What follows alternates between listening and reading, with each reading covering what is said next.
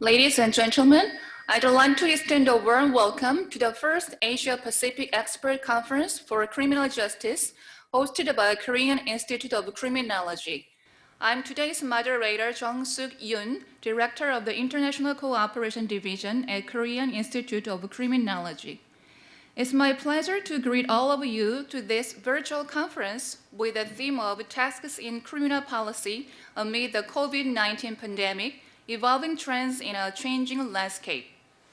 The speakers in the program are uniquely placed to highlight key themes, trends, and current practices by exploring how crimes and criminal policy are affected by the pandemic, then narrowing down to domestic violence, darknet markets, human rights, and implications on crime.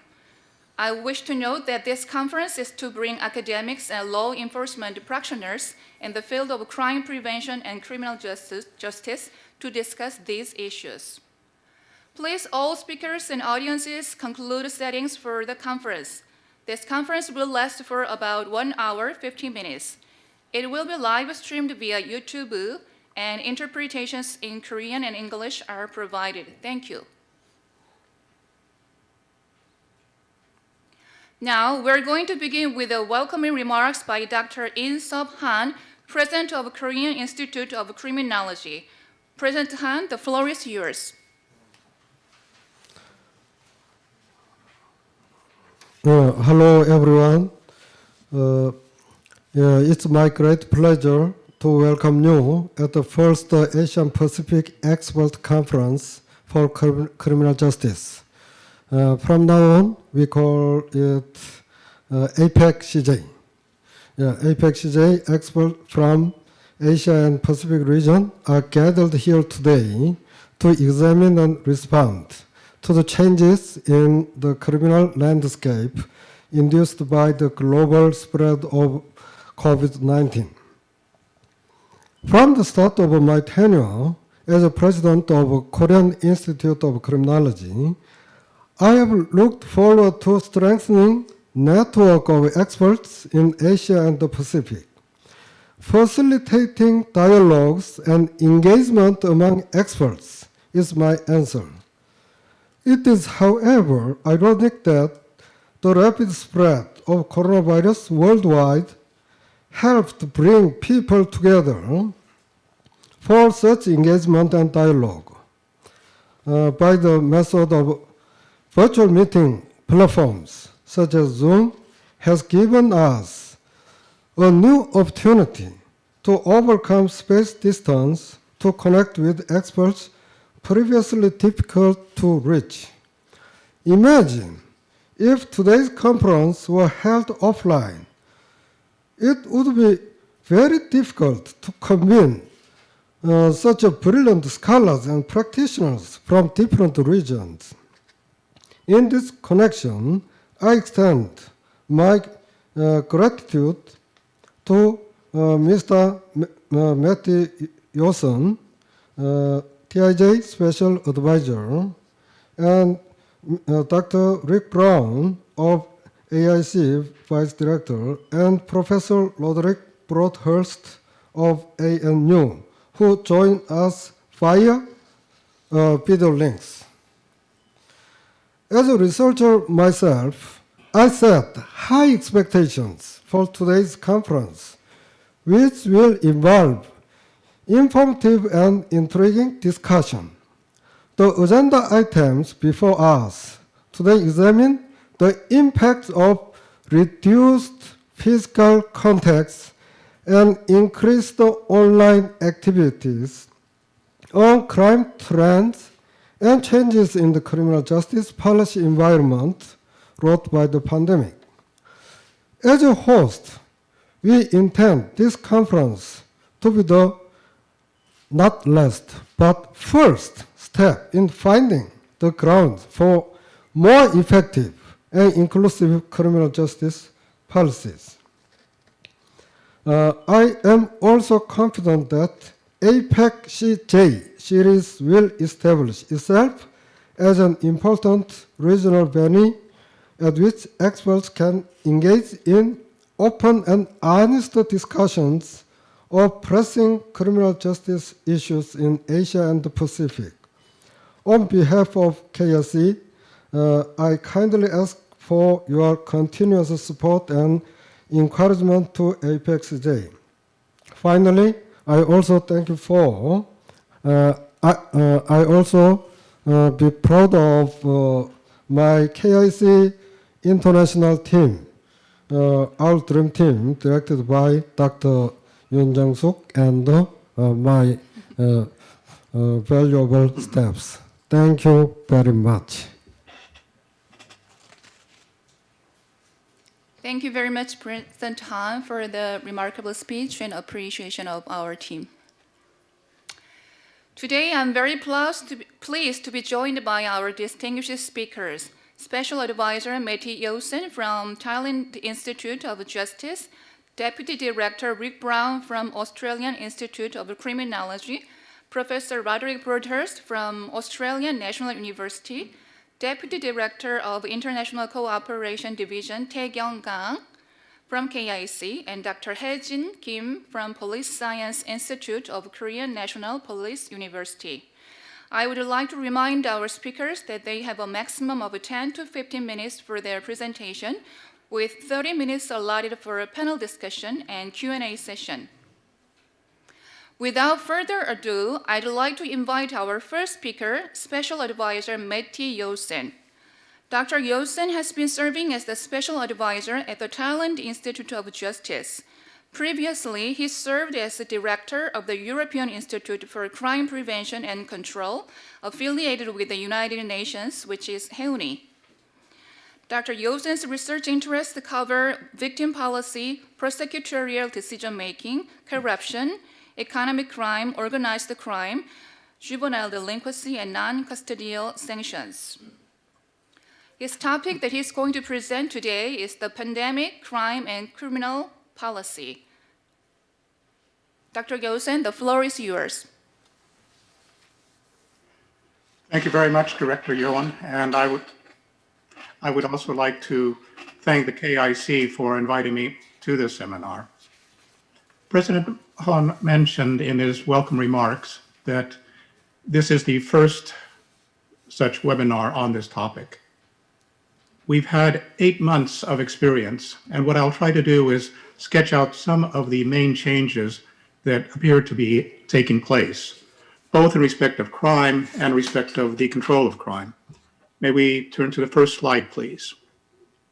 There appear to be two main impacts that the COVID-19 and the pandemic is having on both crime and criminal justice.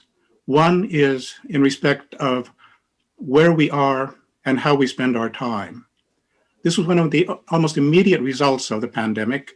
Governments have imposed lockdowns and quarantines, travel restrictions, ordered the closing of stores, bars, restaurants, schools, and public events. And there have also been, and many companies have also gone to remote work. They have basically closed down their shops and asked people to work from home. So basically, where we spend our time and how we spend our time has changed. That was the immediate impact. The second impact is a more general one and a deeper one. And this is the economic impact of the pandemic on society, on both entire countries and on communities, but also on individuals. With the closing of businesses and the closing of borders, there has been basically a loss of income for many people. They may have lost their entire jobs. And this obviously will affect their motivation to commit offenses, possibly to survive. Now, both of these impacts, the impact of the quarantines, the lockdowns, the closing of schools, restaurants, etc., they have varied considerably from one country to another. And they have also varied from time to time, along with the ebbing and the resurgence of the pandemic. Also, some individuals, especially the vulnerable individuals, the more disadvantaged people have suffered the most. Now, with the closing of shops, the closing of restaurants, ordering people to stay at home, requiring social distancing, these type of restrictions on movement, restrictions on where you are and how you spend your time, they have blocked off some opportunities for crime, but at the same time, they have opened up new criminal opportunities. Some of these are very obvious ones.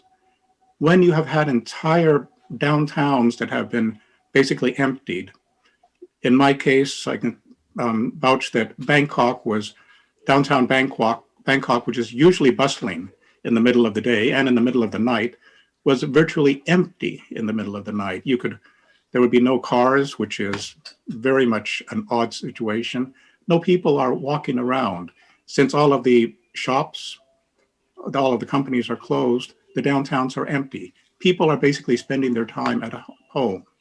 So it seems almost obvious that this means that there are fewer commercial robberies, less shoplifting, less street crime. And with a nationwide lockdown, as we had in Thailand, there are fewer public disturbances. And when you have people at home, that means that there are fewer residential burglaries. No self-respecting burglar is going to try to break into a home if he or she knows that there will be people there at home watching TV. But since people are spending their time and there is enforced idleness at home, you are spending days after days, weeks after week with your close kin, your family at home. This increases stress, and there has been an increase in domestic disturbances.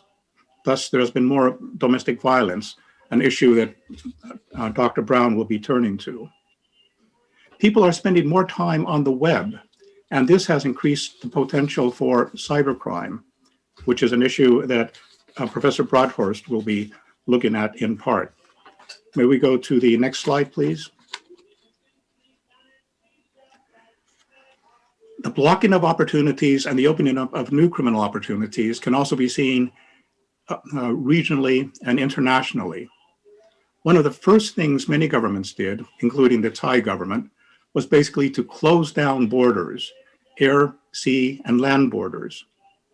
Obviously, this will affect the movement of people, legal movement of people going from one country to another for holiday, coming to Thailand, or for commercial purpose, etc. But it also has affected people moving from country to country for criminal purposes, both individual offenders and organized criminal groups.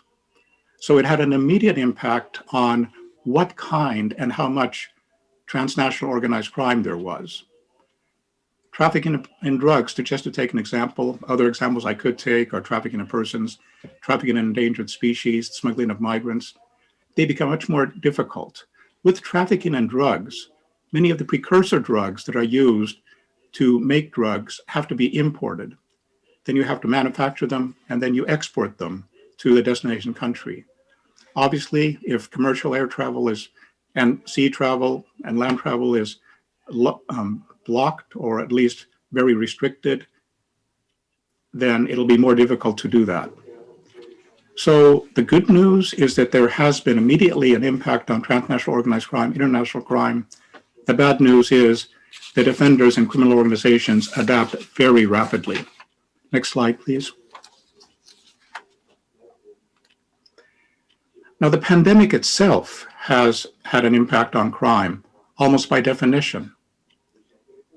One of the controls put in by many countries was that anyone who violates a quarantine would be punished. It's a violation. People who do not wear a face mask in some countries.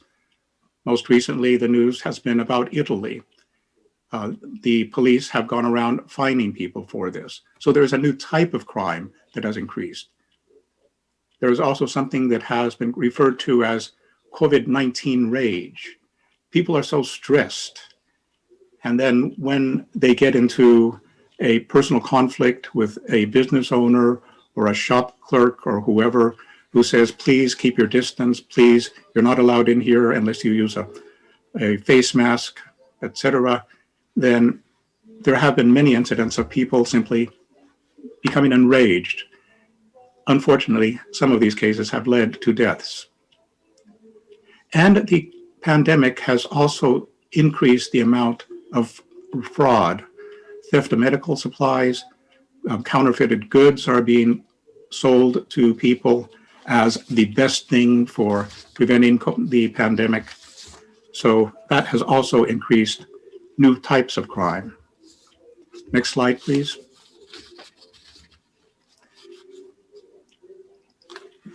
What I've said up to now has referred to the opportunity for crime. Another impact has been what has happened to the pool of potential offenders.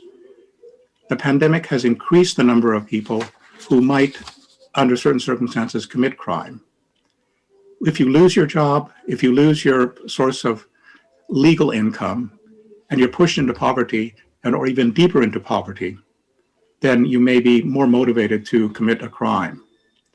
Another example of this is that with the risk of COVID-19 transmission, especially in enclosed institutions like prisons, several countries have released large amounts of prisoners. Iran, for example, has released 85,000 prisoners. Many of these, of course, are petty offenders or those who are close to their release date.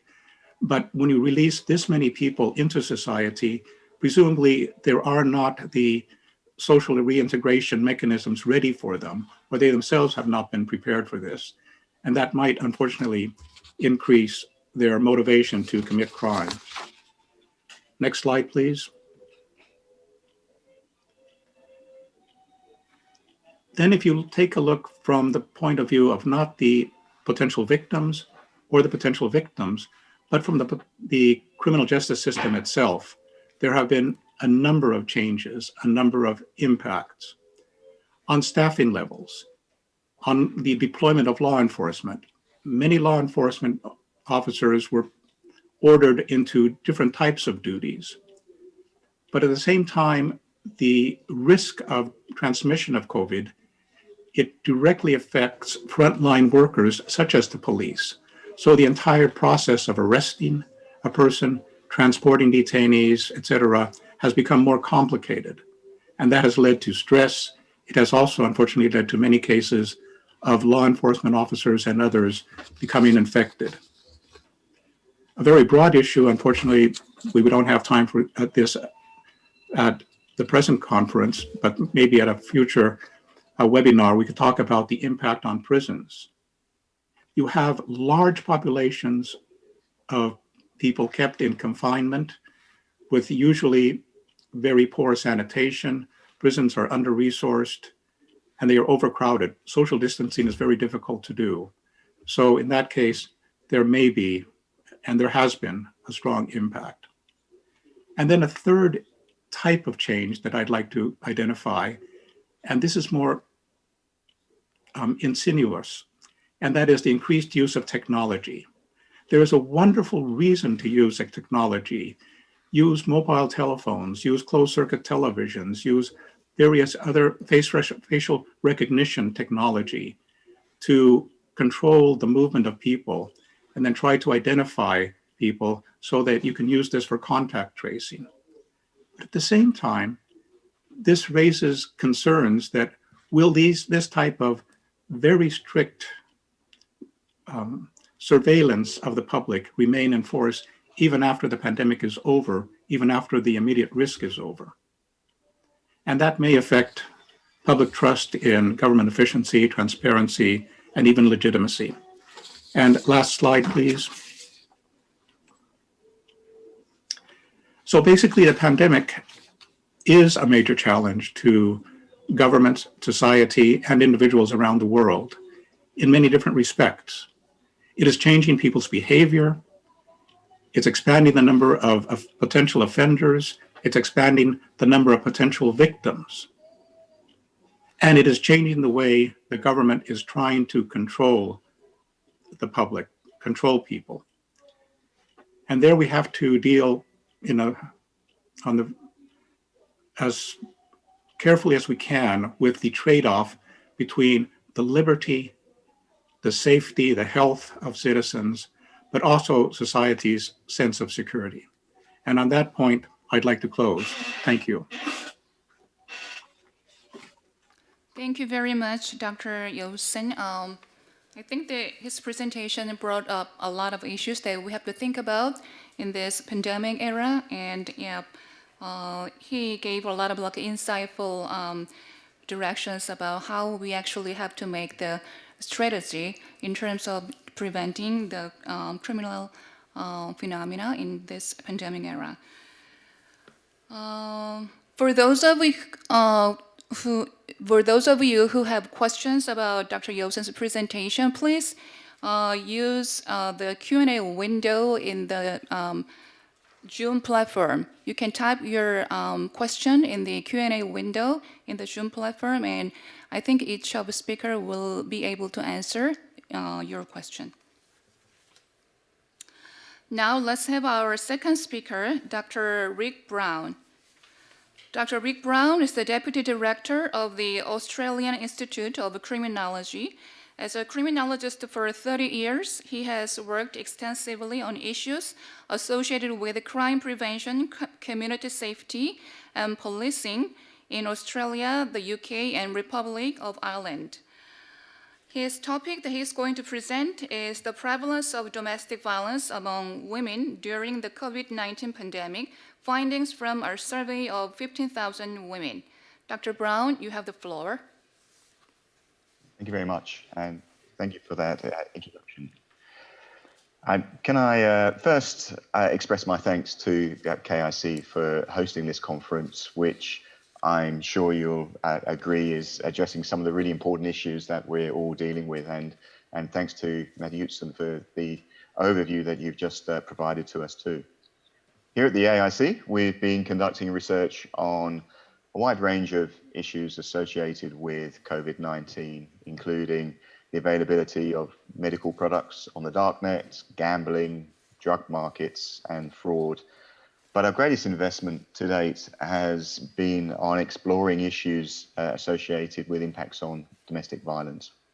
So this presentation provides some of the just a high-level findings from a survey that the AIC has conducted to explore women's experiences of domestic violence during the early stages of the COVID-19 pandemic.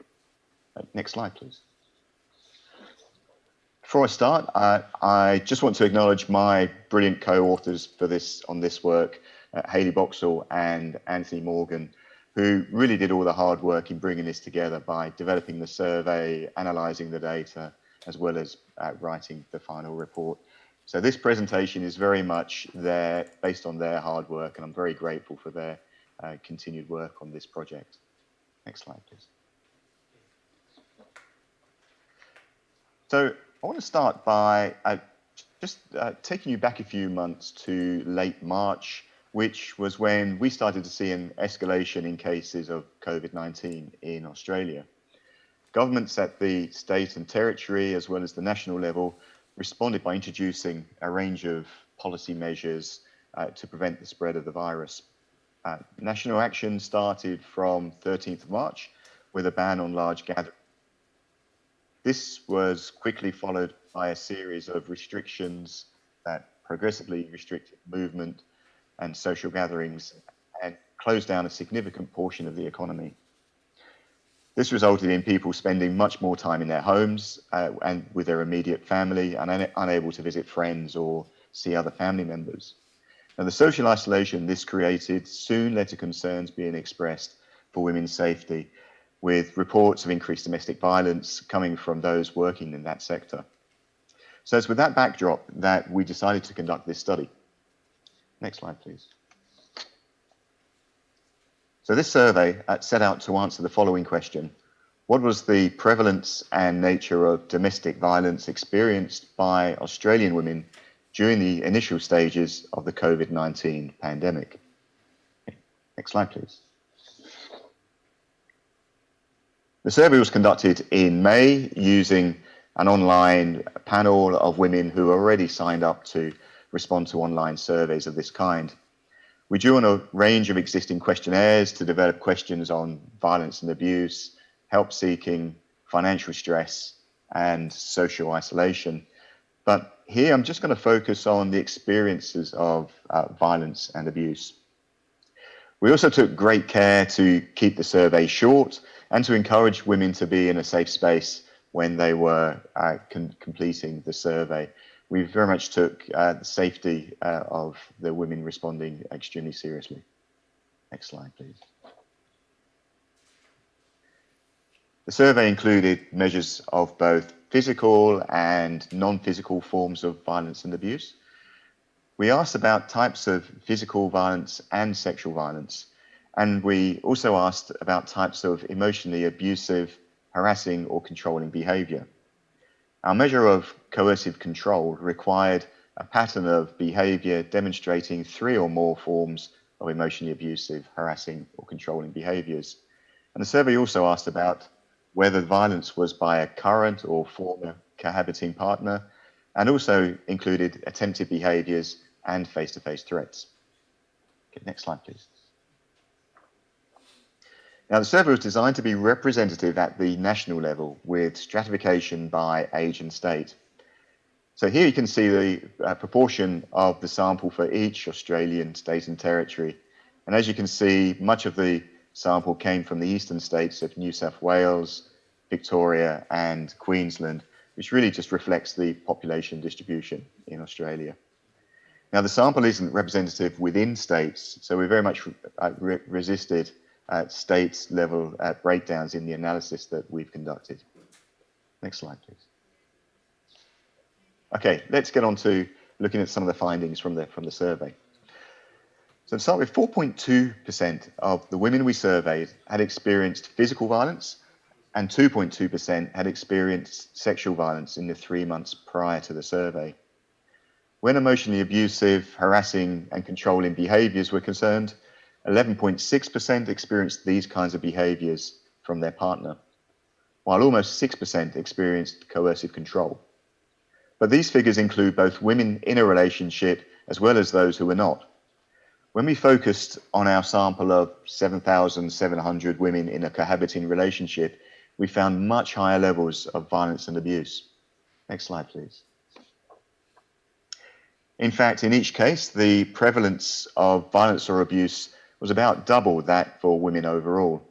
So here we can see that women in a cohabiting relationship, for them, 8.2% experienced physical violence, 4.2% experienced sexual violence, 22.4% experienced emotionally abusive, harassing or controlling behaviours, while 11.1% experienced a pattern of coercive control. Next slide, please. The survey covered a wide range of different types of victimization, and I thought I'd just show you a few of the types of behaviors that women were subject to. So 1.9% of women were strangled, choked, or grabbed around the neck. 1.6% of women were hit with a weapon, beaten, stabbed, or shot. 2.6% of women were stalked either online or in person. 2.7% of women were said their partner had threatened to hurt themselves, and 3.3% of women said their partner had accused them of having an affair. And these were just a few of the many types of behaviors that we were exploring in the survey. Next slide, please. Now, women were experiencing really complex forms of domestic violence, and many experienced multiple forms of violence or abuse. Among those who experienced violence or abuse, over half, that's 51.6%, had experienced physical or sexual violence and coercive control. In contrast, relatively few experienced just physical or sexual violence, and this group made up just 15.5% of those experiencing violence or abuse. Next slide, please. Now, one of the issues we have with the survey is that some women would have experienced domestic violence even without there having been a pandemic. So we really tried to, given that this was a cross-sectional survey, it's difficult to explore that in more detail, but really tried to examine whether the experiences could be more closely associated with the onset of COVID-19. Now, if we take a look at the green bars here, we see that among those who experienced physical or sexual violence, 1/3, that's 33.1%, experienced violence from their partner for the first time. And among those experiencing coercive control, 1 in 5, or 19.9%, were experiencing it for the first time. Now, it's also worrying to note here that most did, in fact, experience ongoing patterns of violence or abuse. So among those that experienced violence, we see that 60.9% of those that experienced physical or sexual violence in the 3 months prior to the survey had, in fact, experienced similar violence prior to the pandemic. And the figure is even higher for those experiencing coercive control in the previous 3 months. In their case, 74.2% had experienced coercive controlling behaviours prior to the pandemic. So I want to focus a bit more on those that experienced prior violence or coercive control. Next slide, please. So this slide just shows those women experiencing ongoing patterns of violence and abuse, the ones that made up the largest group in the previous slide. And I want you again focus on the green bars here. Here we can see that around half of those who had experienced physical or sexual violence or coercive control experienced an escalation in the frequency or severity of violence and abuse. In contrast, very few women experiencing prior violence or abuse said that their violence had decreased during the pandemic. This group made up just 14% of those experiencing ongoing violence or abuse. Next slide, please. So the final statistic I just wanted to draw your attention to is this finding that among women experiencing violence or abuse from a former or current partner in the 3 months prior to the survey, 2/3 had experienced either an onset or an escalation in the frequency or severity of such behaviours. That, for us, provides some important information that suggests the pandemic coincided with some really negative experiences for a portion of women in Australia. Next slide, please. So just to conclude, this report is available on our website, along with a separate appendix which provides much more information about the methodology for the study. And we're currently undertaking some further reanalysis of the data to answer some important policy questions. Thank you. Thank you very much, Dr. Brown. I think this is a very interesting study that we really want to know about domestic violence in this pandemic era. I think this survey seems to be a very good empirical study that we kind of, can learn about the methodologies and, the estimates of the domestic violence in this pandemic era. I think this is a very good, valuable research material, I think. I would like to mention again that this research is also the latest study of AIC and is available in the AIC website. Our next speaker is Professor Roderick Broadhurst. Dr. Roderick Broadhurst is currently Professor of Criminology at the School of Regulation and Global Governance at Australian National University. Dr. Broadhurst was formerly the Deputy Director of the Australian Research Council. His career as a practitioner and researcher has included work in prisons, remote area public health, homicide investigation, and social engineering and cybercrime. He currently directs the ANU Cybercrime Observatory. His topic that he's going to present today is COVID-19 related products on darknet markets. Professor Broadhurst, the floor is yours. Thank you so much. And may I start by thanking the Korean Institute of Criminology for hosting this event, and also to thank the two previous speakers, Maddie for a wonderful overview, and very interesting to hear those results from the domestic violence survey. Very interesting results. What I wanted to do today was, although I'm going to focus quite a bit on, I guess, one aspect of cybercrime, particularly around what we call the dark web or the dark net markets, particularly in relation to the sale of COVID-related products or, repurposed medicines, personal protection equipment, and so on. I did want to use this, if you like, this development in the expansion, for want of a better word, of the darknet market, to link it a little bit towards the end with how I think transnational crime might adjust to some of these opportunities and barriers that the pandemic has brought. But let me first start with the next slide. And next slide, thank you.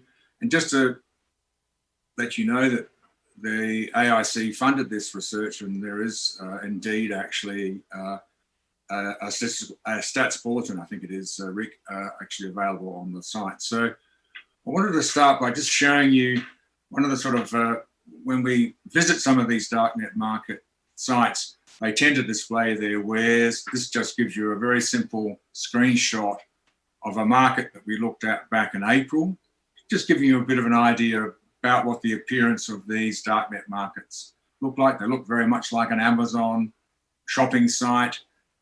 They're quite relatively easy to use. We can talk about that later, but this is just to give you a bit of a feel for the kinds of things that were already out there in April, early April this year. So there were vaccines, whether they were fake or not, of course, is open to a discussion. But test kits, face masks, even testing kits of various kinds as well. Perhaps we have the next slide, please, if I may. So to begin with, just this, the UNODC did produce a very brief overview of the kinds of impacts they thought would follow from the pandemic. And I'm just summarising the results of that data here. It's essentially saying what's obvious, and crime follows opportunity. So when vaccines and when medicines become available, there's a likelihood that crime groups will steal those or divert them and try to sell them, or they'll, invent counterfeit products to do that. So in a sense, what the UNODC report was saying is that one of the great weaknesses we have in the moment in our global regulation of medicines generally is that there are relatively weak controls, if you like, over the regulation of counterfeit products. So one of the things that they recommended was that we do something about trying to improve that collaboration. And it occurred to me, actually, although the Council of Europe, perhaps Maddie might know more about this than others, that the Council of Europe has put together the Med Crime Convention. It's relatively new. It's only got about 15 European jurisdictions that have signed onto it. But it's a mechanism that we could certainly look at as developing an improved, if you like, regulation of the supply chain in relation to these kinds of products. And just very, very quickly, I will show you a slide later. One of the things that didn't surprise us, perhaps did surprise us, I should say, is outside the anonymized, Tor-like darknet markets, we did actually see last week for the first time products such as trial 3, stage 3, Sinovac vaccines being advertised on WeChat. I need to say that particular advertisement on WeChat was brought down very quickly by the Chinese authorities. But what was interesting was the price. It was being retailed at about $300. So we're interested in how that market price might translate in other darknet markets as well. So that's just to flag that up. Next slide, please, if I may. Next slide, please. The next slide basically is just showing you a screenshot. Actually, previous, please, first, if you don't mind. Just showing you when we went back and looked at some of the darknet markets we've been monitoring. This is, again, the product list for August. And the next one will show what this shows actually very clearly. Next slide, please. Yes, thank you. Look, I just wanted to throw out that because most of you would have known about the anti-malarials, like chloroquine and so on, and that there was a supply shortage at one stage, particularly after it had been widely touted in the US media as a treatment. Subsequently to that, we've had additional treatments come on board, or have been recommended for treatment. Two of those, the steroid dexamethasone and also the antiviral remdesivir. As soon as they were, if you like, touted as being likely products for treatment of COVID, they almost immediately, or very, very quickly, appeared on darknet markets either as diverted or stolen products or possibly counterfeit. So, in a sense, the criminal markets are already adjusting to some of the barriers that we've talked about. Now, could I have a look at the next slide, please? Okay, so this shows you, actually, strangely, you seem to have missed. Sorry, folks, can I ask you to go back to the previous slide? There should be a table summarizing that data. Could you go, or perhaps go next in case it's ahead of me? God, sorry. There's a slide with a table on it. All right, okay. Okay, all right. While we're waiting for that to happen, I'll just, on the right-hand side, of course, is the screenshot of the WeChat advertisement I mentioned. On the left-hand side, really is just a very basic recommendation that these dark web marketplaces really do give us a bit of an indication of what's going on in terms of things like COVID-19 products, but also illicit drugs, and certainly tell us quite a bit about the kind of digital products, the malware, the phishing attacks that have been engineered to entice people to click on a website or download an attachment. So, if you like, the ecosystem is quite active in trying to trick people into, either downloading a link or giving some of their identification. Maybe you can go to the next slide, please, KIC. Okay, I don't know what's happened. I'm sorry, I don't know what's happened to the table that I put in there, but I can now at least go ahead and talk a little bit about how this dark web, how it might influence the way in which organised crime groups operate. The UN again have sort of put up a very sort of simple, straightforward brief about what they think the impact of COVID-19 will be on organised crime groups. And they did focus on what's called in, organised crime scholarly work, governance type organisations. And here they're giving quite a few examples, but perhaps the most worrying one, we could perhaps go to the next page, the next one, please. What's clearly already beginning to happen in some jurisdictions where businesses are now floundering, they can't raise loans from banks, they can't keep operating.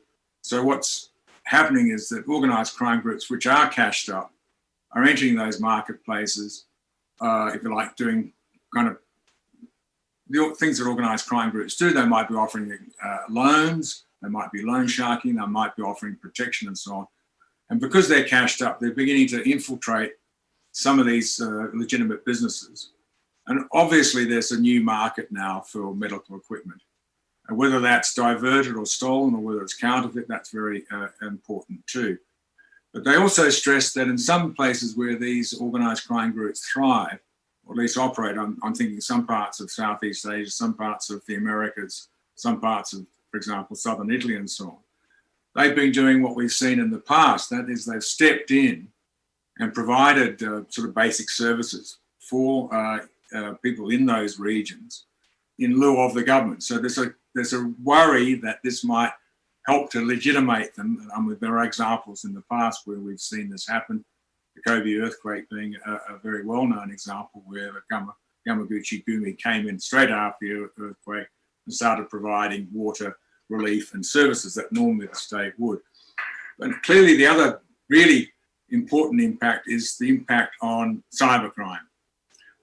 So we've now got some evidence, or at least some clear picture about how our organised crime groups have started to use the dark web as a means of getting over the physical barriers and so on the pandemic has provided. So this changes, if you like, the way in which illicit drugs, in the case of digital products like malware or phishing or exploit kits and so on, there's never been a physical barrier. So the provision of toolkits for organised crime, toolkits for malware and so on have been around for a while. But this essentially means there's a shift in the interest and investment in hidden services on places like Tor and so on.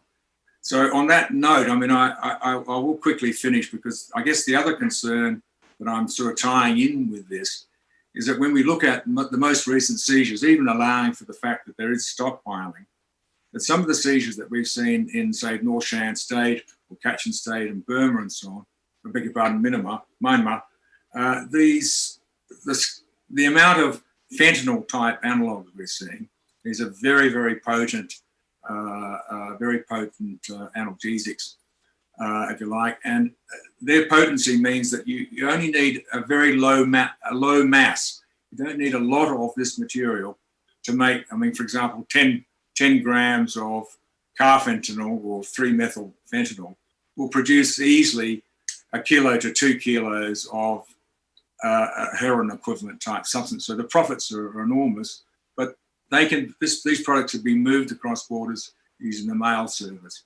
So perhaps we could just quickly go to the next slide, if we may. Okay, so, well, this is sort of kind of really reinforcing the point was made before about how mafia-like groups have started to use the sort of problems of the pandemic to re-legitimate themselves. I mean, the photo I've got here is not, entirely convincing. It's okay, it's El Chapo's daughter distributing supplies to people in distress in parts of Mexico. So it's just an example of what people are worried about in terms of these relatively cashed up organised crime groups being able to substitute for government services.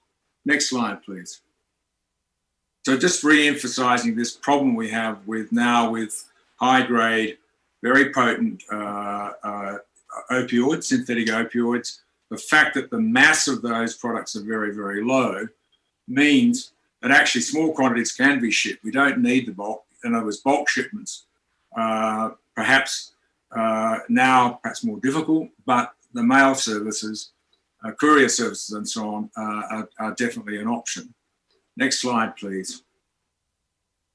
This is just some photographs produced by the Myanmar police just this year, showing the quantities of materials that have been acquired over the last few months, or between February and April this year, early May this year, from places like the Shan State.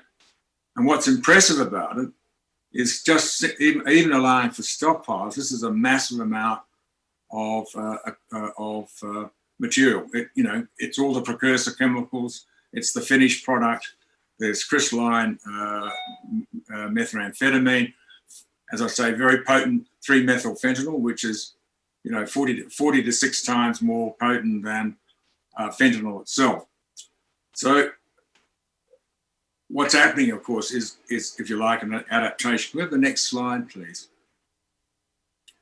One thing that's always kind of worried me a little bit about this process of seizures and so on is that we often don't always have a very effective way of verifying whether or not these products are actually destroyed. This is a picture obviously supplied by Myanmar police.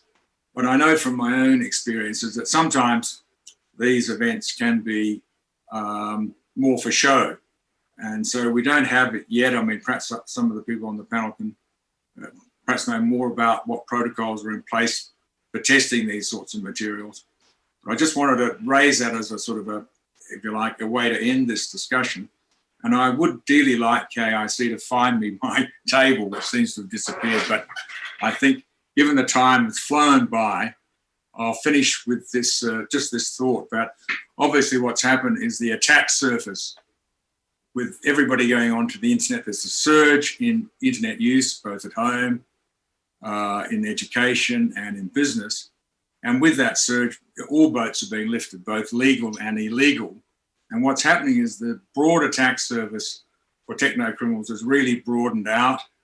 And at the same time, organised crime groups have realised that these hidden services are extremely helpful, not just in terms of communication, but also as a mechanism for retailing products that are otherwise perhaps be impeded by the border closures we talked about before. Thanks so much. Welcome any questions.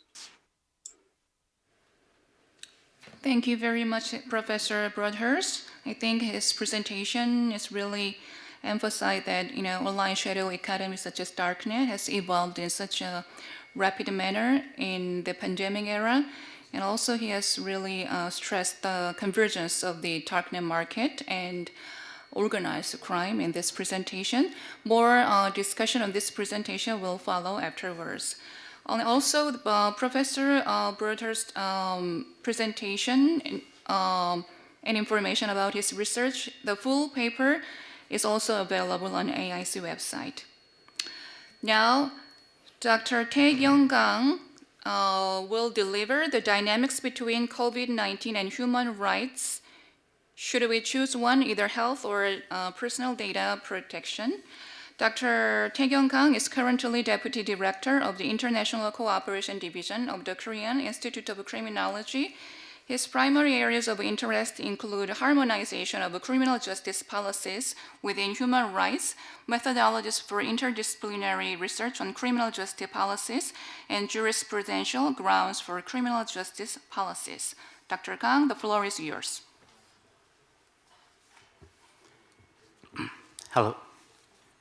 Hello everyone. I'm very pleased to able to have opportunity to share ideas with brilliant experts today. I'm going to talk about the dynamic between the COVID-19 and human rights from a critical perspective. My story is still hypothetical and somewhat theoretical, which is a little bit different from other presentation. Let's look at the title. Should we choose one among health and personal data protection in response to the pandemic? My answer is to this question is no. My answer is to strike a balance between health and privacy. It's just somewhat obvious and not interesting from a constitutional perspective. Rather, the key goal of my presentation is in reaching this obvious and normative conclusion to reveal invisible governmentality in the response to COVID-19. The slogan, protect the society from virus, comes from Il faut défendre la société. That is the title of Michel Foucault's mid-1970s, Cours le Collège de France. My analysis and theory rest on Foucauldian concepts such as a liberal governmentality and conduct of conduct. At first, let's take a look how many states around the world are protecting their society in response to the pandemic. As you can see from the slide, many member states of the EU are taking strict lockdown measures. On the other hand, the Korean government is taking somewhat relaxed lockdown measures. Recently, the level of quarantine in Korea has increased, but still haven't reached the level of mandate restriction of internal movement. It turns out that the shutdowns are very effective in preventing the spread of viruses, and the social distancing, loose blockade, is also effective. However, as you all know, the shutdown most certainly create a large and sustained economic recession, as the OECD and the IMF expect. In Korea, the economic recession is being alleviated by a whole package of quarantine measures, including social distancing, tracing of infected individuals' movements, and thorough examination and treatment. First,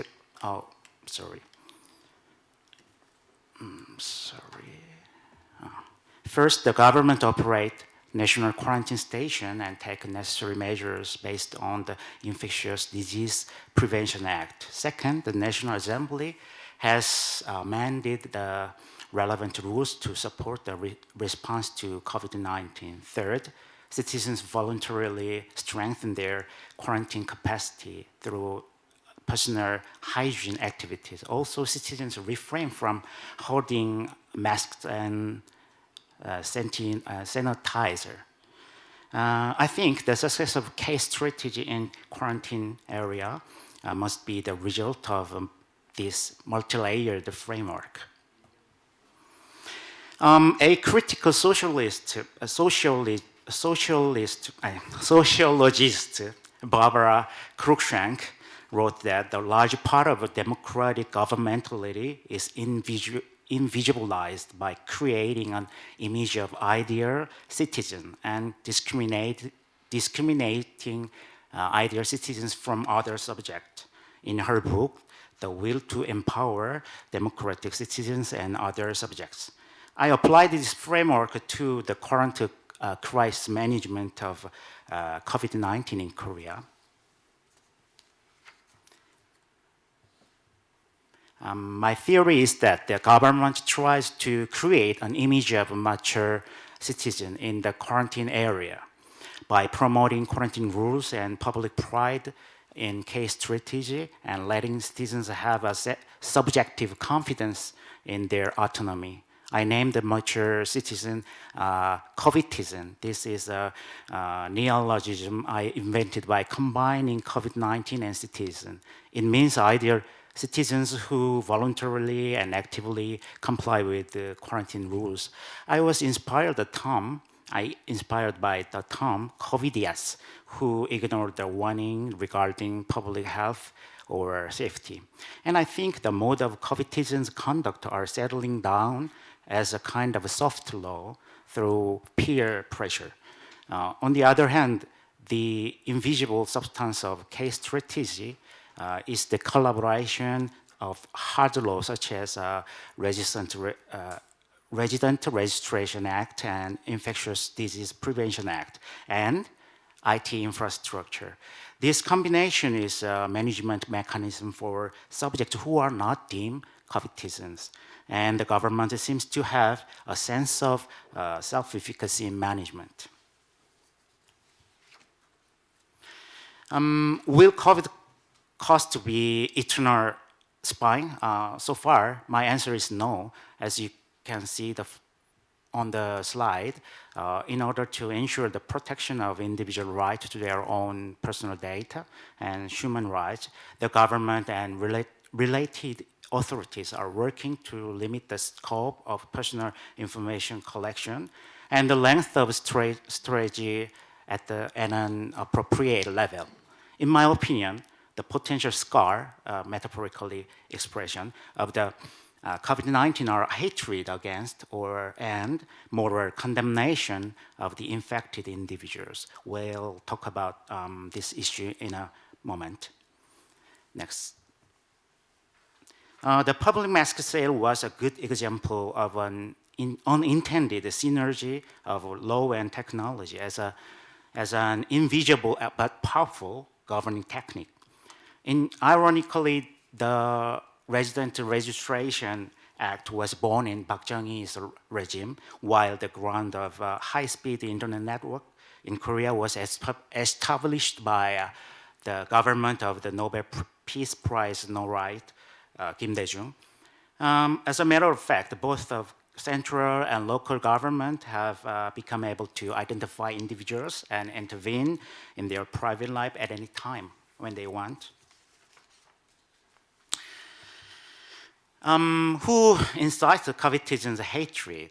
I think there might be also multi-layered circuit in inciting their hatred. First, the government had disclosed more personal information of the infected than needed. What matters is not who they are, but their movement, where they visited. There is no need for the public to identify an infected individual. For example, the personal information of the 31st case, known as a super spreader, was excessively disclosed. Second, the media tends to highlight sensational and irrelevant facts as to infection. Whether the infected are the elderly or LGBTQ is not important. News articles we needed now are not gossips. The more crowded place you visit, the higher risk of infection you have. This is the most important fact. Whether it's Itaewon or Gangnam, you have a high risk of infection if you go to clubs and bars. Third, coviditizens have a subjective sense of moral superiority and have tried to dox the infected or to express hatred against them. But the sense of moral superiority does not justify their hatred. I think the terror management theory is a psychological theory, could explain this hatred. According to an Israeli psychologist, Gilad Hashibaga's study, people tend to blame victims just by thinking of death. COVID-19 pandemic makes us conjure infection and death every day. Under these circumstances, coviditizens are more likely to blame the victim. In this situation, the infected.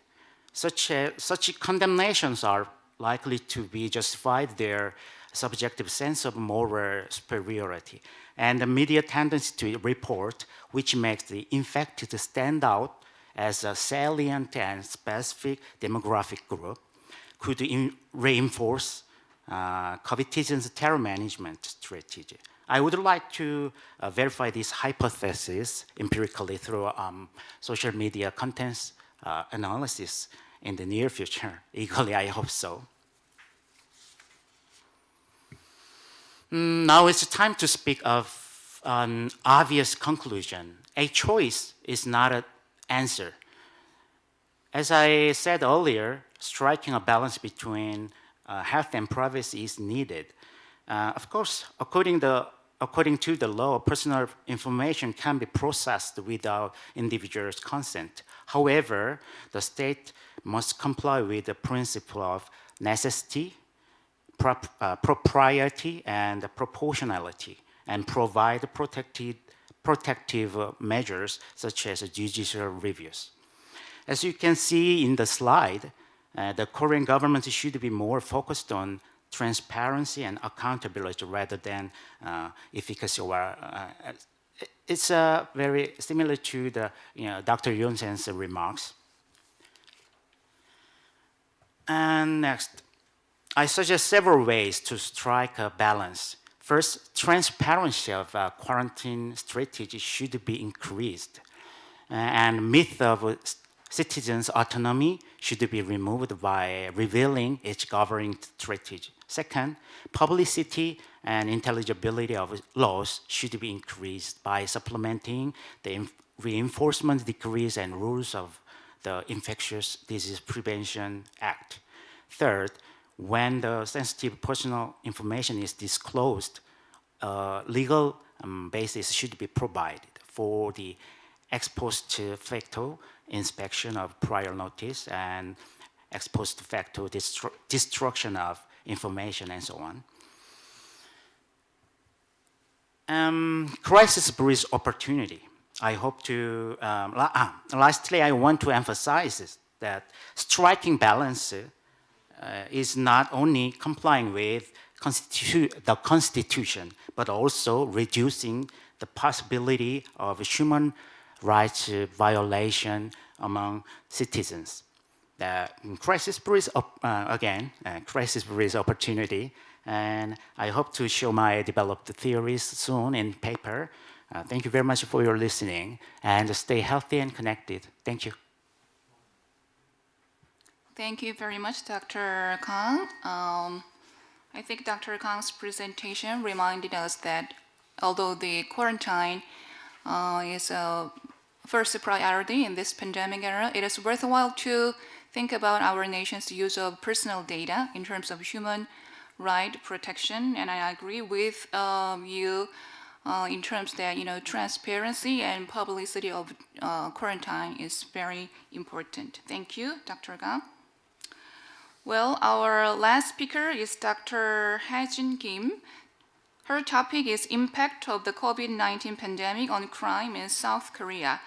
Dr. Haejin Kim is a researcher at Police Science Institute of Korean National Police University of Korea, Prior to joining the Police Science Institute, she served as an assistant professor of criminology at Delta State University in the United States. She conducts research on urban crime problems, evidence-based policing, natural language processing, and machine learning. Her topic is impact of the COVID-19 pandemic on crime in South Korea. Dr. Haejin, you have the floor. Okay, thanks for having me. Can you hear me? I'm just testing because I'm the last one.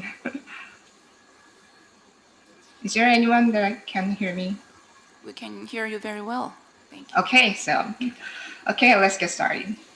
Thanks for having me to talk about this new world we are living in these days. It's been almost 8 months since we have the very first confirmed case in South Korea. And there is no doubt that this COVID-19 is going to continue to affect us for quite some time. Days, months, years, no one knows. A lot of uncertainties just everywhere. So every aspect of our lives are influenced by these pandemics, and it includes the public safety, police officers, judges, and prosecutors, all these people who keep the wheels of justice turning. So I've been receiving lots of questions about how this pandemic is impacting our justice system. I guess it's partially because I am one of those analysts working within the system. So today, I'd like to give you some answer to the question and try to clear up some of the misconceptions, if possible. Next slide, please. So, the figure on this slide shows the change in the numbers of confirmed cases in South Korea. The coronavirus actually arrived in South Korea on January 20th. And at the beginnings, it seems like the Korean government had the virus completely under control. We kind of maintained the daily new confirmed cases under 10. But 2 months later, we kind of have the highest number of cases tested positive in March, around 1,000 cases. So after isolating these infected patients, supporting the people in the self-quarantine, and even tracing the contacts with those fancy high-tech devices, Korean government actually finally flattened the curve within a month without even closing the businesses. So here is my first research question. Does crime in South Korea change in response to the COVID-19, especially in the last 6 months? Next slide, please. So to find out, I kind of analyzed the police service call data, which is reported from the January to July. So this police service call data contains a lot of information, including the timing and the location of the incident, as well as the detailed description on the nature of the incident. Next slide, please. So before I get to the main analysis part, I did some data preps and took some filtering steps using the natural language processing techniques. And some of those calls, such as the duplicated calls for the same instance, are just dropped so that I can just improve the integrity of the entire data. And at the end, 17.7% cases are removed, and I used the rest of them for the further analysis. Next slide, please. So here is the answer for my first question. If you ask me whether the crime rate changes due to the COVID-19 in South Korea, my short answer to the question is yes, but not as much as expected. So overall, it is down by 3.3% between the January and July 2020 compared to the same period in 2019. Next slide, please. So if you look at this monthly stat of the police calls per service, you can see a slight increase in the first 2 months. 2.9% decrease in January and 2.3% decrease in February. But in March, when we have the highest number of cases tested positive, crime is actually down by 8.8%. It was the biggest number we have so far. And the number of calls keep decreasing compared to the same period of last year. For example, in April, crime is down by 6.5%, and in May, it's down 5.9%, and in June, 2.2%, and in July, 3.0%. But it's just general figures, and it does not necessarily tell us what crimes are down by how much. So I also examined specifically what types of crimes are influenced by the COVID-19 crisis. Next slide, please. So these are the stats about the types of crime that has been affected by the COVID-19. As you can see, traffic crimes such as hit and run, traffic violation, and traffic inconvenience are down. Why? Because there are less vehicles on the road in South Korea. And adolescence-related crimes such as school violence and juvenile delinquencies are also down. Again, why? Because students don't go to school during the pandemic. Some serious felonies such as robbery, violence, sexual violence, fire, and murder are also down. And here is some interesting finding that domestic violence is also down.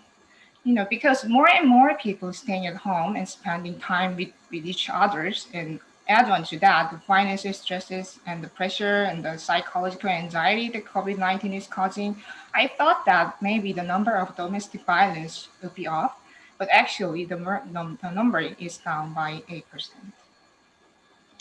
Next slide, please.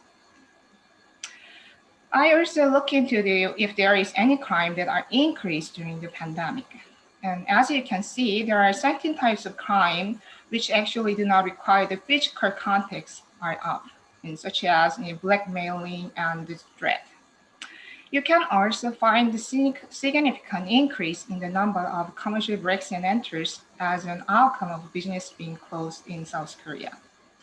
And the number of gambling and suicide is also up, and the number of noise and dangerous animals are up. I think it really makes sense because these days it's not like you are allowed to take a trip to other countries. So all you can do is just stuck in your home and making some noise. Or next option that you can take is just take a little walk with your dog around near your place, and then one can easily find the unmuzzled dog on the street. So that's the reason why we have these number of noise and dangerous animals are up in South Korea. So overall, I found a small size of decrease in crime in South Korea. And some of the findings are very interesting for me because I read those articles from the United States, and which shows that they kind of have the serious crimes up, and then minor crimes are down in the United States. But here in South Korea, I guess we have a totally different situation here because all the minor crimes are up and all the serious crimes are down in South Korea. So I guess the further study must be done on this issue to figure out what is really going on in these countries. Next slide, please. So here is my second research question, and I would like to see if there is any new crimes that are kind of reflective of the pandemic era. For example, in April, there was a guy who was making a fuss at a bar. And so 2 officers are dispatched at the scene, and this guy was kind of resisting to be arrested and claimed that he has a COVID-19, and he kind of spit in the face of the officers who made an arrest of him. So it was kind of a shocking incident for the people in Korea. So I was wondering maybe there are some call for service that we didn't see before the COVID-19 crisis began. So what I did is just take a look at the call that the caller actually mentioned the exact word, the coronavirus. The figure on the left upper side shows the counts of calls that are relevant to the COVID-19. Clearly, we have the highest number of the call in March. It's the time we have the highest number of confirmed cases in South Korea. And you can see the numbers are decreasing over time. But you can also see that it kind of maintains a certain level, which means that even the Korean government successfully stopped the virus spreading throughout the country, the people in South Korea actually still worry about this whole situation and keep calling police for some kind of help. Next slide, please. And to examine the contents of the coronavirus-related calls, I did some analysis using the natural language processing techniques. what I did is I kind of pull up the 10 most frequently used words from those codes that I extracted from the dataset. So these are the 10 most frequently used words in those codes. Location tracking, not wearing masks, Shincheonji, and public healthcare centers, suspicion, context, confirmed cases, infection, coughing, and Daegu. I guess you're not familiar with these two terms, Shincheonji and Daegu. Shincheonji is a name of the religious cult, which actually spread the virus throughout the whole country in March. And then Shincheonji has a lot of church in the Daegu area, and Daegu is the third largest city in South Korea. And then lastly, I did some topic analysis to see what types of issues are dealt with in those codes that I presumably relate to the coronavirus. So topic analysis is a kind of a machine learning technique that kind of organizes a large collection of text data by assigning the category according to each individual text topic. It sounds very complicated, but simply put, what it does is I just made a program that understands the human language, and then this program kind of pull up the main topics from the text that I give it to it. So at the end, all those calls I classified into the four categories. So first type of call is usually made when the businesses are operating when they are supposed to be closed, and the citizen notice it and call the police. The second type of call is usually made to find the location of person who is supposed to be in quarantine, but not so much. So this kind of type of call is usually made by the personnel who's working with the Center for Disease and Control. The third type of call is usually made when there is a patient who needs to be transferred to the hospital showing some kind of high fever symptoms. Then last type of call is usually made when the people need the information about the COVID-19 or the COVID-19 test or the location of the test centers. So from these findings, you can clearly see that law enforcement should be prepared to answer or at least respond to those requests from the citizen during the pandemic. Oh, I forgot to make the next slide. Anyway, that's the all finding that I made, and thank you for your attention and listening. Thank you very much, Dr. Kim. It was a very interesting analysis to be able to know about what types of crime increases or decreases in South Korea. I, as a researcher, really wanted to know about that. Thank you so much for giving us the information about that. Thank you once again very much for our distinguished speakers for sharing your insightful and informative presentations. Very well, now we come to the panel discussion session. First of all, let me introduce our discussants, Dr. Young-Oh Cho, Deputy Director of International Cooperation Division of KIC, Prosecutor Hana Im from Ministry of Justice of Korea, and investigator Jong-Chan Park from Seoul Metropolitan Police Agency of Korea. The panel discussion is conducted in a way where each question will be raised by designated discussants and answered. Now it starts with Dr. Cho. Dr. Cho, please proceed your questions. It's my great honor of joining in the conference. I have questions for Dr. Yosen and Dr. Brown. First, for Dr. Yosen, I really enjoy your presentations, which provide a broad review of the influence of COVID-19 pandemic on crimes and criminal justice systems. The review will help practitioners in the field of criminal justice better respond to the COVID-19 pandemic.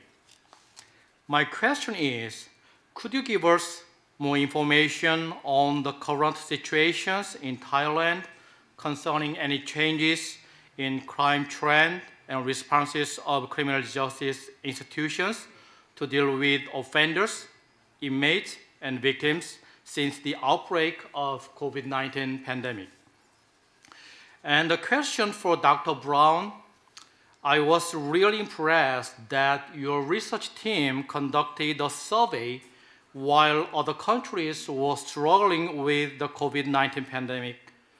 the research provided supportive evidence for an increase in domestic violence, in particular among women who had experienced domestic violence before.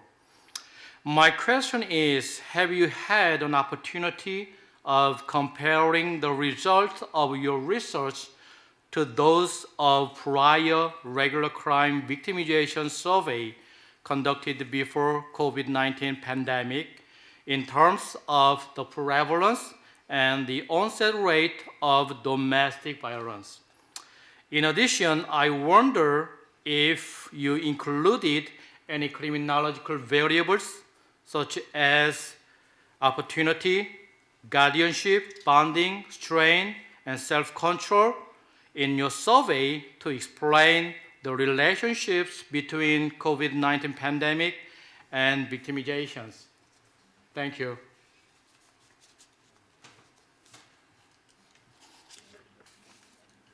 Dr. Joe, Mattheotin coming in here. Thank you very much for that first question. If I could answer in 3 blocks. My first block will be regarding the impact of the pandemic on Thailand. The impact, I would say, is primarily through the closing of the borders and the impact on the movement of people. Thailand is a very international country, and much of the GNP of Thailand comes from tourism. And when you immediately close down the borders, that makes the movement of people very difficult. And so in the long range, over a period of months, perhaps even longer than that, the impact may come about through the consequences of this economic change and the change in movement. Also, the impact on such transnational organized crime as drug trafficking, trafficking in persons, smuggling of migrants. And I cannot give you immediate answers to what this impact will be on both crime, organized crime, and on victimization. But if I could go to the second block, and that is the good news. Thailand, with its 70 million in population, has been singularly fortunate in that there have been very few COVID cases in the country itself. According to WHO data provided on Wednesday, in other words, Thursday, yesterday, there were only 3,427 cases, positive cases noted, and most of those have recovered, and there have only been 58 deaths. So from the point of view of COVID itself, the country has been singularly fortunate. Regarding the impact on, for example, the criminal justice system, with so few cases, then the impact has not been very great. To look specifically at the prison population, to my knowledge, there have only been 2 positive cases in all of Thailand's prisons. And this despite the fact that Thailand has one of the highest prison populations in the world, some 380,000 inmates. Among juvenile prisoners, juvenile probationers, no cases, to my knowledge, have occurred. But that gives me an opportunity to go on to my third block, and that is, if I can use your question to speak more generally about prisons, and I referred to this in passing. Worldwide, the impact of COVID on prisons has been significant. It changes from country to country. Thailand, as I said, has had a very small problem, but many other countries have had a very serious problem. You have a confined institution. People are forced to stay in place. They cannot social distance. That's impossible in practice in prisons, especially since 60% of the countries in the world have prison overpopulation. And those 60% also suffer from resource lacks. They do not have sufficient resources. They do not have sufficient personnel. The prison population itself is usually disadvantaged, and they suffer from various illnesses. So the impact on individual prisons and on individual prisoners in many countries has been significant. In the United States, to take one example, 5 of the top hotspots for COVID spread have been prisons. And it is not simply a matter of being confined to prisons. From prisons, it does transmit into the community. So this is not a problem that we can sweep away and say, well, they're only prisoners, we can ignore them. You cannot. And in addition to that, prisoners themselves are people with fundamental rights to healthcare.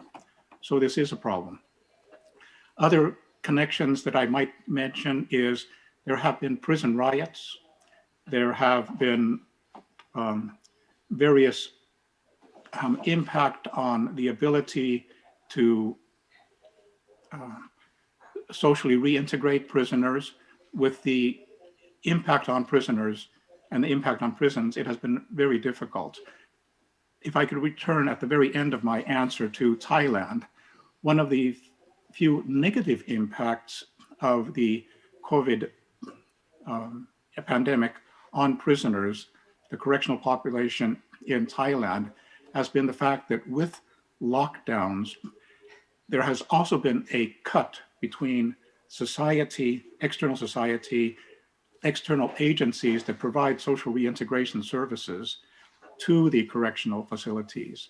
And I'm very proud to mention that the Thailand Institute of Justice has tried to assist the Department of Corrections in this by developing e-tools that can be used in prisons to provide prisoners who do not have as much contact as they have had before with external services with various information, not only on COVID itself, but also on social reintegration. And our executive director, Dr. Kittipong Kitayarak, has also provided recommendations to the Department of Corrections. And I'm very happy to say that many of these have been taken on board on family visits, on quarantine, on hygiene, on social distancing, et cetera, on early release. So my answer to you will be that from Thailand, the news is primarily good. Worldwide, the impact on prisons and more broadly the criminal justice system is not so good. So thank you for your question. Dr. Joe, thank you for your insightful questions on the survey that we conducted. As I understand it, your questions kind of fall, one that's broadly methodological in scope and one that's theoretical, I guess. If we take the methodological question to start with regarding other crime victimization surveys, it's a really interesting question because we come up with a prevalence estimate. Your natural inclination is to think, well, is that larger or smaller than you would expect? And the answer is we're not really sure. In Australia, we don't have a tradition of very regular crime victimization surveys, self-report surveys. The last one was conducted by our Australian Bureau of Statistics was in 2016, which was the personal safety survey, so it's quite some time ago now. And actually it's in the field at the moment for an update, which has actually been hit by COVID itself. So they're restarting the collection in January, I believe. The other problem we've got with that survey, and I will say that we did take our questions around prevalence from the personal safety survey with the idea that we would potentially be able to use it as a comparator. When we looked into it, we realized that there were too many methodological differences to our survey to reliably allow us to compare between the two. So, for example, the personal safety survey is a face-to-face survey. Ours was an online panel design using women that had already signed up to a survey, whereas the ABS survey was much more of a kind of random sampling process included in their survey. And the other key difference is that the personal safety survey was a 12-month retrospective survey. Ours was 3 months, so very difficult to compare between the two surveys, but it really is the only other one that we can look to. So that means that it's very difficult for us to say whether our figure is higher or lower than we would anticipate. All we can really say is when we look at the onset and escalation in frequency and seriousness, the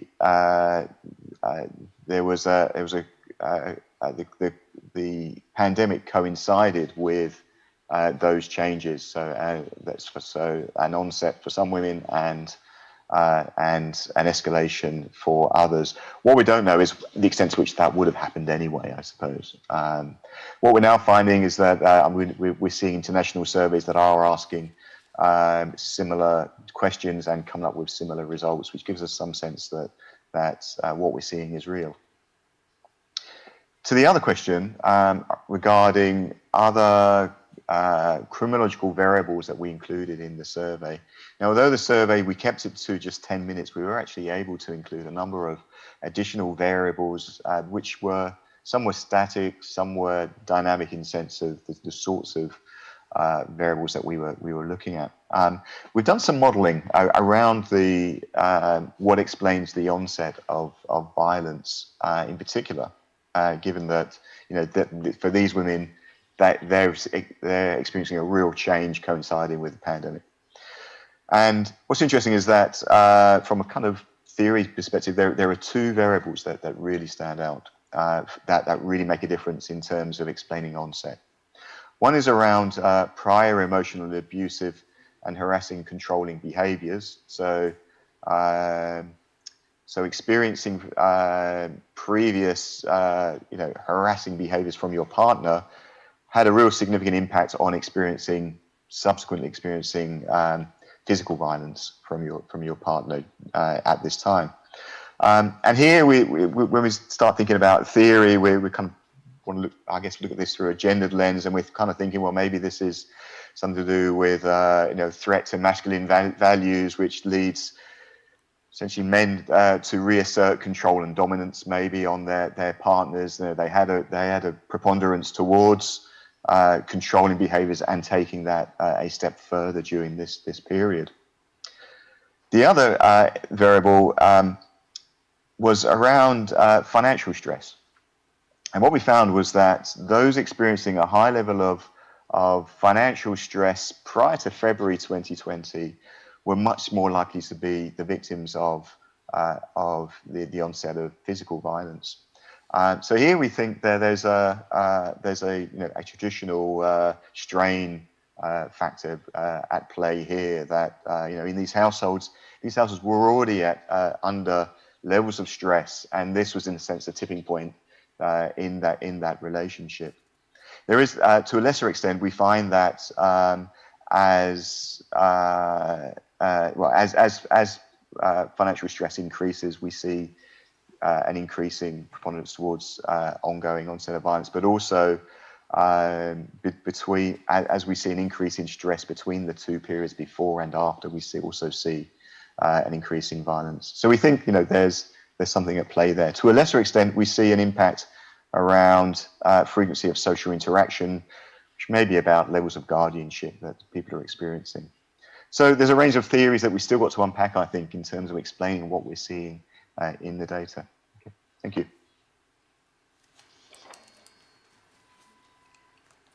Thank you very much, Dr. Yosen and Dr. Brown. Next, Prosecutor Hannah Im, the floor is yours. Thank you. It is my great pleasure to participate in this conference. Professor Broadhurst, thank you for your presentation.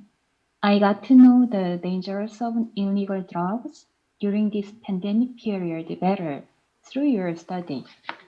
In Korea nowadays, we are very aware of the seriousness of the sexual exploitation crime on darknet due to Welcome to Video case in which a South Korean operated a global sexual assault site. But we don't recognize the threats to public health by illicit drugs on darknet market relatively very well. According to your paper and UNODC's report, The Republic of Korea is also one of the countries which are included in trafficking flows of ice in East and Southeast Asia.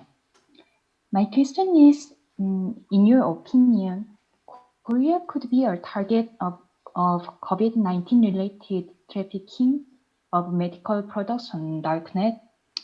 And then, if time permits, let me ask one more question.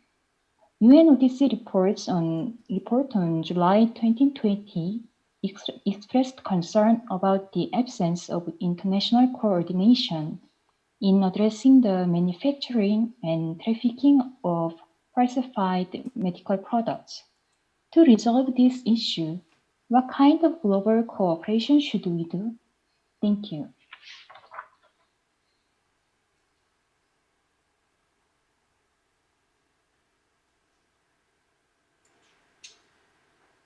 Thank you. Thank you for your question. Look, I might start with the last question first, because although it's a big question and it's a great question, I do actually think there have already been, well before the pandemic, quite a lot of work done on trying to address the problem of counterfeit and fake medicines, not just at the kind of primary, not at the primary supply chain level, but at the secondary chain, supply chain level. And I did mention in the talk very briefly that I thought some of the work that the Council of Europe, for example, had done on a convention on medical crime could be a really good starting point. But there are also a very, very active private industry. Some of the big pharmaceuticals actually have quite active and extensive investigative capability. And there are some institutes around this. A new institute, for example, in Singapore, the Pharmaceutical Security Institute, which tries to keep a bit of an idea of where the trends are in terms of fake medicines. The OECD has produced very recently a very important report on trade in counterfeit pharmaceuticals. So look, I think there's quite a bit going on. The problem is that across the supply chains, some of the regulatory, if you like, capacity of some states will need to be supported. So in very general terms, I'm kind of optimistic about it, but this problem's been around for a long time. So COVID-19 pandemic is really just making it worse in that sense. We already know that, according to the OECD report, for example, thousands of children die because they consumed fake antibiotics and fake anti-malarials. So look, I mean, the pandemic's just simply highlighting that. On the second question, to what extent is Korea, for example, the Republic of Korea, vulnerable to the kinds of not only just illicit drugs, but let's just think about illicit drugs and COVID-19 products. How vulnerable are they to be, if you like, developed as darknet markets? And the short answer is, look, crime follows opportunity. In our work in the laboratory, we've seen lots of different, I have not myself seen a Korean language darknet market, but there are darknet markets in all sorts of languages: Chinese, French, Spanish, Russian, and English. So I guess I'm thinking that many Korean people who go to the dark web will probably understand enough of those languages, perhaps not to need a Korean one. So that's just being a little bit negative. In relation to, I think what is fascinating about Korea in respect to drug trafficking generally, at least, I mean, there are primarily, you're a demand country, not a supply country. So you're like Australia and Japan. If I can deliver a particularly high value product like, I don't know, ice or cocaine or whatever, I'm going to get a better price in Seoul than I'm going to get in Bangkok or, Phnom Penh or wherever. So that's a bit of an incentive. And according to the latest UNODC report for synthetic drugs, one thing that did really stand out is that according to your own data, something like 80% of the crystalline amphetamine that's actually seized in Korea is the result of people bringing it in through the air transport route. So they bring it in on their person via air transport. So you'd expect that to be impacted. So one of my concerns, I mean, an obvious one, is that given these sorts of barriers, the darknet market, the mail service, they all offer, a way out or a way around those kinds of blockages. And actually, there's a really nice Chinese expression called ants moving house, which sort of indicates lots and lots of tiny little bits coming in, but coming through the very much overstretched mail service. So that'd be my short answer for those great questions. Thank you, Listen. Okay, thank you, Dr. Broadhurst. Lastly, Investigator Park, you have the floor.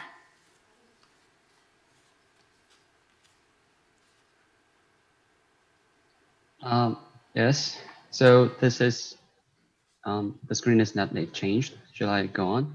Yes, please. Okay. Yep, yeah, So I'll we can see you proceed. well. This is Inspector Park, and I'm working on an investigation field for Financial Crime Division. And I'd like to, first of all, thanks for giving me a great opportunity to take part in this one. This is a great honor to take part in this conference. And I'd like to give all thanks to the presenters for giving us a very good insights. It'll be very helpful for the investigators like myself. And my question would go one for Dr. Gang and the other one for Dr. Kim. So first of all, to Dr. Gang, your presentation has been very enlightening, and the term COVID-tism was very intriguing. And I believe that publicizing the adequate proportion of personal data is inevitable for quarantine, and it would probably very suit well with the Korean constitution, for it states that the personal freedom and rights could be restricted in some cases in necessity. However, I believe that numerous confirmed patients had to endure excessive stress due to media's fake news and internet doxing.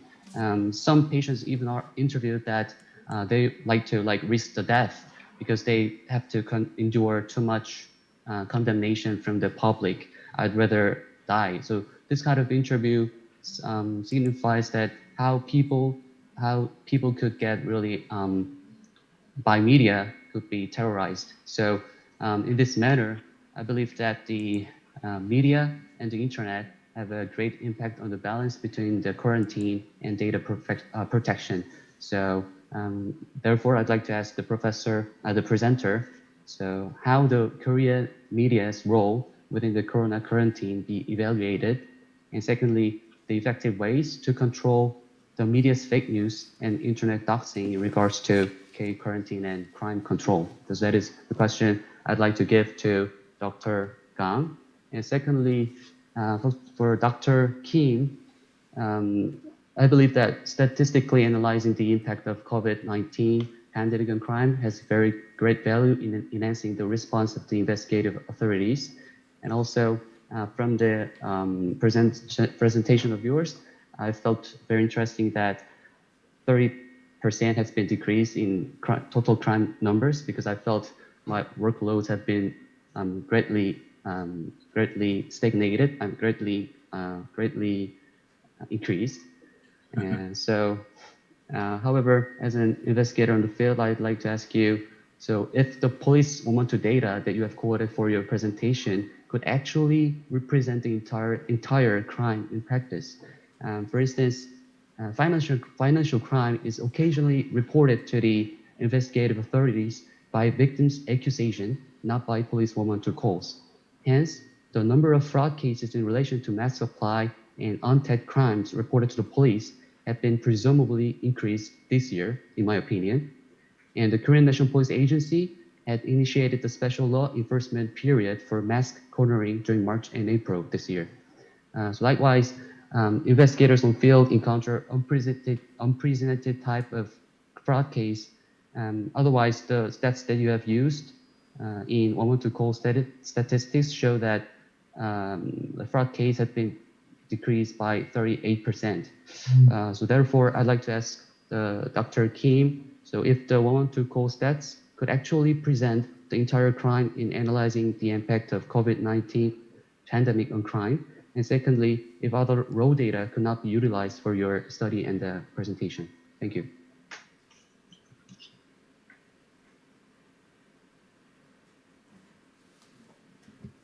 Yes, thank you. I'm gonna to answer Lieutenant Park's question in Korean. So you guys the better switch the language. Yes. 우선 K방역이 신상털기나 혐오 표현과 같은 그 해악에 대해서 시민들이 둔감한 그런 범죄를 양상하는 환경을 만들 수 있다는 게 이제 발표의 요지였는데 그 점을 잘 짚어주셔서 감사하고요. 이처럼 코로나는 폭력이나 조직범죄 뭐와 같은 강력범죄에 영향을 줄 뿐만 아니라 그 사인에 의한 개인정보 침해 또 혐오 범죄 같은 것 일상에서 벌어지는 빈번한 인권 침해에 영향을 주기도 합니다. 저는 이러한 인권 침해가 이제 빈번한 게 이제 일어나고 또 경우에 따라서는 요즘 보면 떳떳하게 범해질 수 있는 환경이 조성되는데 언론이 크게 기여하고 있다고 생각을 합니다. 발표에서도 언급했듯이 언론은 감염과 직접적인 관련이 없지만 사람들의 주의를 끌 수 있는 요소, 그러니까 예를 들어 확진자의 연령대, 직업, 그다음에 성적 지향 등을 부각시켜서 보도하는 경향이 있었는데요. 이런 보도 내용을 접하는 대중들은 확진자를 곧바로 이제 아웃그룹, 외집단으로 분류를 하고 그다음에 도덕적 비난을 이제 퍼붓기가 쉽습니다. 아까 말씀드린 테러 매니지먼트 이론을 좀 생각해 보시면 쉽게 이해가 되실 겁니다. 그리고 어떻게 그러면 가짜 뉴스에 대처해야 될 건가라는 질문에 대해서는요. 언론의 가짜 뉴스는 크게 두 가지로 나뉠 수 있습니다. 부주의하거나 혹은 의도적인 가짜 뉴스가 있습니다. 보통 부주의한 거를 미스인포메이션이라고 하고 의도적인 걸 디스인포메이션이라고 한다고도 보통 하는데요. 어쨌든 그 두 가지에 대해서 적절한 법적 제재를 가해야 하는데 물론 이제 현재도 가능하지요. 그런데 이제 이런 형사적 개입이 언론 자유를 억압할 수 있다라는 이제 주장이 있는데 모든 가짜 뉴스를 엄벌해야 된다는 건 아니고 코로나 상황과 같이 국민의 안전과 생명을 위협하는 상황에서는 선별적으로 엄벌을 할 수 있도록 전염병 예방법 등의 개정이 필요하다고 보입니다. 그리고 신상털기 같은 경우는 개인정보 침해에 그치는 것이 아니라 경우에 따라서는 그 신상털기의 대상이 된 개인을 사회적으로 매장시키는 경우가 종종 발생하지요. 그리고 혐오 범죄로도 이어지고요. 그래서 이것도 신상털기에 대해서도 형사적인 제재가 필요한데 현재도 이제 개인정보보호법 위반인 경우는 5년 이하 그리고 5천만 원 이하의 벌금이 되고 그다음에 정보통신망법 상의 그 명예훼손죄 같은 경우도 3년 이하 3천만 원 이하의 이제 법정형이 정해져 있지만 이제 적용하는 부분에서 적절히 그 신상털기가 그렇게 심각하게 그러니까 적절하게 처벌된 경우가 많지는 않았던 것 같습니다. 좀 더 자료를 찾아봐야 되겠지만요. 그래서 이제 이 팬데믹 상황에서는 그런 부분은 아까도 말씀드렸듯이 그렇게 우리가 확진자를 확인해야 될 필요는 없습니다. 그거는 이제 정부에서 관리할 정보고요. 그런데 이제 이런 경우에는 형사 제재를 적절히 할 수 있도록 그러니까 과소 집행되지 않도록 적절하게 해야 될 필요가 있습니다. 그런데 이제 한편 이 문제에서는 또 명예훼손죄에 대해서 항상 따라오는 비판이 표현의 자유나 알 권리를 저해할 수 있다는 비판이 있는데 이 신상털기에는 그런 비판은 적용되기 어려울 것 같습니다. 이 정도가 이제 박경희님에 대한 저의 답변입니다. 이상입니다.